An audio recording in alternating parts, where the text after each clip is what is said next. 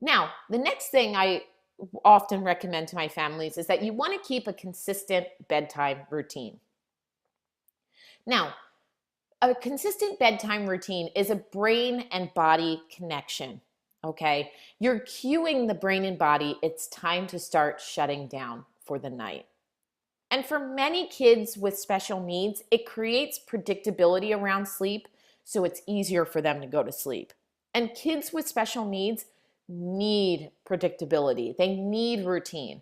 They do so much better knowing what's going to happen next. They already live in a world of chaos, so do your child a favor and put them on a really consistent bedtime routine so they know sleep is coming. Now, I would recommend that your bedtime routine is no more than 20 to 30 minutes long. Anything more than 30 minutes, you're delaying the inevitable, and you're running the risk of your child becoming overtired.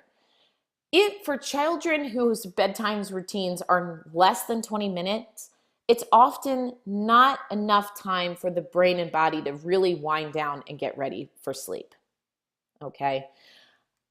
Now, part of the bedtime routine should take place in the bedroom. You want your child to associate their bedroom with relaxation, with sleep. So after a certain point, try and move things in there so that they can really associate their bedroom with sleeping. And take turns. It should not be one person's job exclusively to do the bedtime routine. Uh, okay, depending on how many kids you have in the house, you might have to divide and conquer a little bit. So make sure that you're taking turns doing the bedtime routine with your kids or your different kids. The added benefit to this is that if your child can go down for mom and dad or for you and your partner, it's going to be a lot easier for them to go down for grandparents, a babysitter. So if you want to have a date night and you don't want to necessarily put the kids down, being used to doing the routine with two people makes it a lot easier for them to do it with other people as well. Now, before I go into an example routine, right, the two things that you want to try to avoid are one, playtime. So this is not the time to dump the box of Legos.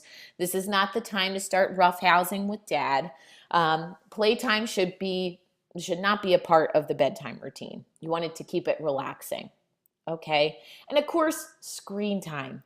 Screen time is an absolute no-no when it comes to your child's bedtime routine. And of course, there are plenty of articles and studies and research out there that tells us that screen time is really detrimental for our sleep. And if this is something new for you, that's fine. What happens is when you're put in front of a screen, whether it's from a tablet, a phone, a laptop, even the television, what that does is it tricks your brain and body into thinking it's still daytime. There's a blue light emission that comes from those screens that delays the dump of melatonin into the system to make it easier for you to go to sleep. So if your child has sleep issues and they're looking at screens right before bedtime, I strongly recommend no screens 1 hour before bedtime. That is a standard. And if your child seems to be really addicted to screens, you might even want to consider making that time even longer. Now, the example bedtime routine. So this is a pretty standard routine that I teach my families. It's something that basically every member of the family can do. It's something that can be very easily followed, but the important thing is that when you're implementing this bedtime routine, it has to be done the same exact way every single night. Like I said, sleep is a habit and you have to exercise it. You have to work on it. And the more consistently you follow that routine, the easier it's going to be for your child to predict that sleep is coming.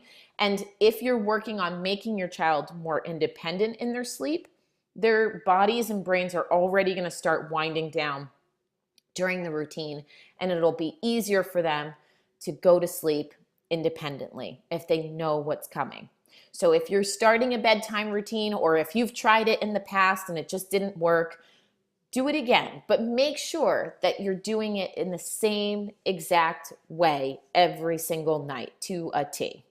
Okay? So that's the bedtime routine.